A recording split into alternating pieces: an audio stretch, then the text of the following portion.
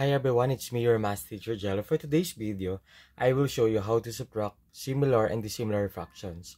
How to subtract similar fractions. By the way, ano ba yung similar fractions? Kapag sinabi natin similar fractions, are fractions having the same denominators. So dito guys, kung mapapansin natin sa four examples natin ay similar fraction siya kasi magkakaparehas ng denominators. Okay? So kapag magkaiba ng denominators, so, dissimilar fractions yon. Okay, so first, ang gagawin lang natin, subtract only the numerators, then copy the denominator. And then, the second step, simplify the result if necessary. Ibig sabihin, like, i-reduce natin siya kapag pwedeng ma-reduce or simplifiable. Okay? So, without further ado, let's answer the following examples. Number 1, 15 minus 8 is equal to 7, right? Over 16. Kasi, pwede natin siyang masubtract agad, right? Kasi similar fractions to. So, we copy the denominator, which is 16, sabi dito. And then, we easily subtract the numerator. So, subtract na natin, guys. Next, number 2. 5 over 8 minus 3 over 8 equals 5 minus 3 equals 2, right? And then, 8, just copy. Okay? So, this time, guys, yung 2 over 8, pwede natin siyang ma-reduce. Tama? Kaya nga sabi rito, simplify the result if necessary. Since 2 over 8 ay divisible by 2, so, 2 divided by 2, the answer is 1, right? And then, 8 divided by 2, the answer is 4. So, therefore, the answer is 1 over 4. Okay? So, ganun lang kasimple. Next, number 3. So, we have 9 over 5 minus 2 over 5. So, subtract lang natin, guys. 9 minus 2 equals 7. And then, we keep the denominator. Just copy. So, 7 over 5. And, if your teacher wishes you to express your answer in mixed number or mixed fraction kapag naka-improper fraction, so, i-divide lang natin to, guys. Okay? So, 7 over 5, i-divide natin to. 7, then 5 nasa labas. Ilang 5 meron 7? We have 1. 1 times 5 is 5. So, 7 minus 5 equals 2, right? So, dito, guys, yung 7 over 5, yung quotient ng 1 ay magiging whole number. And then, yung remainder magiging numerator. And yung 5 na divisor magiging denominator. So, therefore, 7 over 5 is equal to 1 and 2/5. Gets? So, ganun lang kasimple. And, for number 4, kindly comment your answer. Okay? So, dito naman, paano tayo nagsusubtract ng dissimilar fractions? By the way, kapag sinabi natin dissimilar fractions, magkaiba naman yung denominators natin. Gets? Okay, so we have 3 easy steps. So, find the LCD to make the fraction similar. So, pag nakuha natin LCD, i-divide natin sa denominator, then multiply doon sa numerator. And then proceed to subtraction na. Or subtract the numerators, then copy the denominator. And simplify the result if necessary, katulad dito. Okay. So, by the way, dito guys, ituturo ko yung other steps para to prove that the answer is correct, no? Okay, kung nag-aalinlangan kayo sa sagot nyo. Okay, so let's answer number 1, 3 over 4 minus 5 over 7.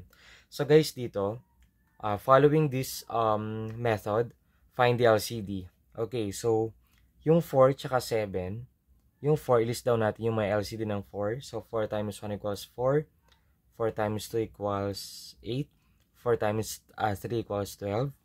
4 times 4 equals 16. 4 times 5 equals 20. 4 times 6 is 24. 4 times 7 is 28. Okay, and for 7 naman, 7 times 1 equals 7. 7 times 2 equals 14. 21. 28. So guys, dito, kung mapapansin natin, meron tayong magka-pares na number which is 28, right? So, it serves as our LCD or least common denominator. Okay?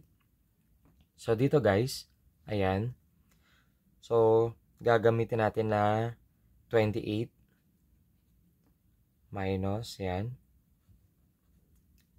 So, saan nakuha yung 28? So, dito yun guys, nilist down natin yung mga factors or multiples ng 4 and 7. Okay, so 28 divided by 4, 7, right? Times 3, 21. Okay? So, next, 28 divided by 7, 4, right?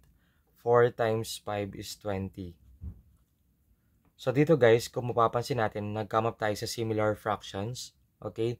So, kapag similar fractions, diba guys, direct subtract yung numerators, then copy the denominator. So, pwede natin i-apply yon. Okay, so 21 minus 20, the answer is 1, right? 28, we just copy. So, this time, i-prove natin na ang sagot ay 1 over 28 with another method.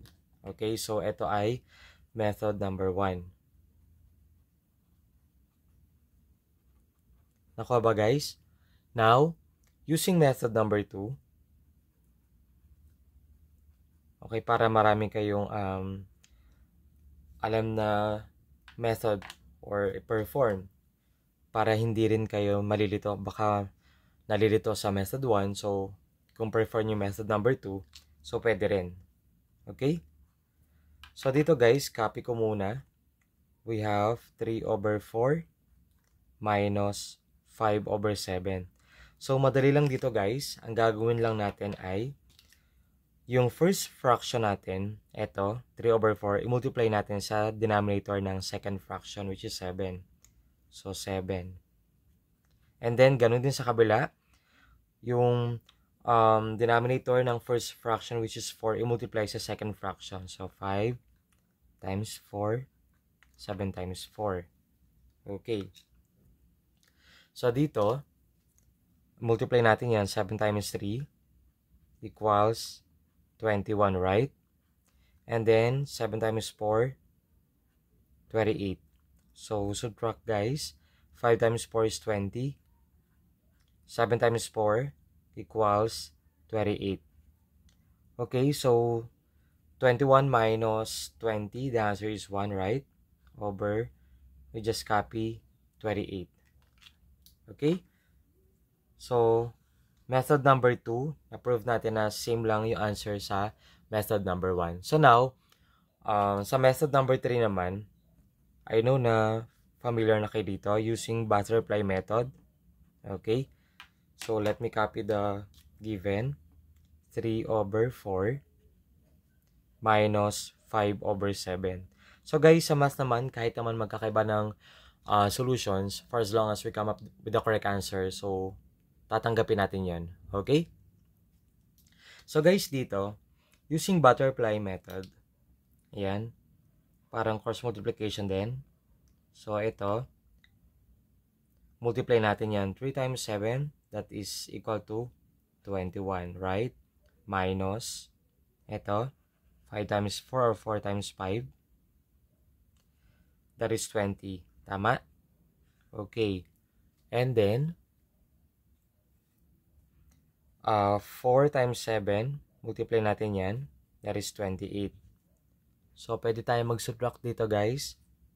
21 minus 28, sorry, 21 minus 20, that is 1 over 28. So, dito, na-prove natin na using 3 different methods, same lang yung magiging sagot natin. Okay? And sa number 2 example, kindly comment your answer. So, this is the end of our video. I hope na meron kayo natutunan. Thank you for watching.